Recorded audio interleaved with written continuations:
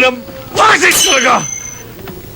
Bakit Don Piping? May problema? Wala akong karapatang magtanong! Kung may problema man ako, sa akin na lang yun! Naintindihan ba? Opo, Don Piping. Wala akong sa aking karapatang magtanong! O sumagot! Nagkakaintindihan ba tayo? Kung hindi dahil sa karapatang payat na yan, hindi sana naghihirap ang isang Don Piping sa loob ng bilangguan na ito. Pipigain ko na ang natitirang dugo ng karapatang payat na yan!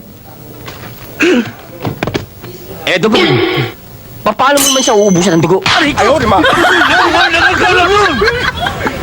Ako lang!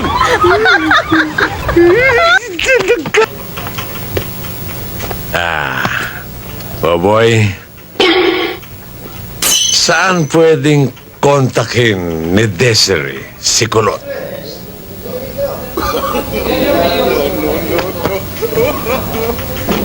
Narinig mo sinabi ko? Saan pwedeng kontakin ni Desiree si Kulot? Ang hirap sa'yo, Don Piping. Pag sumasagot ako sa inyo, sinasapal mo ako. Pag di naman ako sumagot, sinasapal mo rin ako. Ako pala na kayo. Sarili ko sa inyo. Ano ba yan?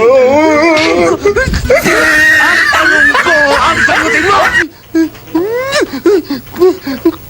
Sabi ko na. Sa likod ng sementeryo. Alam ko na ho, Don Piping. Magaling. Oo, ngayon, alam mo nang gagawin mo, ha? Oho. Halika na, sis. Ingat ka. Sige po. Good luck, Desiree. Bye-bye. Oh, boy. No. Don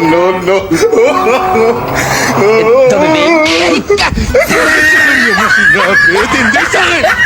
Paano? Paano nalaman ng grupo ni Joe ang bodega ng epektos natin? Ayaw, di ma! Sumagot kayo! Ikaw sumagot ka! Paano? Tarso! Ano mo kayo sasagot sa akin? Tinatanong niyo ako, Don Piping eh. Kahit na! Basta ayoko nasasagot ka sa akin! Maniwala ba? Opo. Ayoko nasasagot ka sa akin!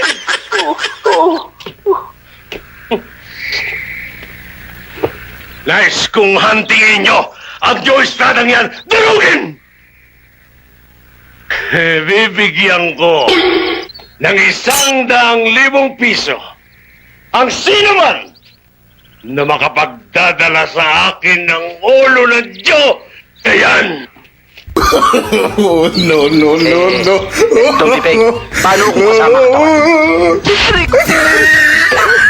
Kasama ang katawan o hindi, 100,000 preso!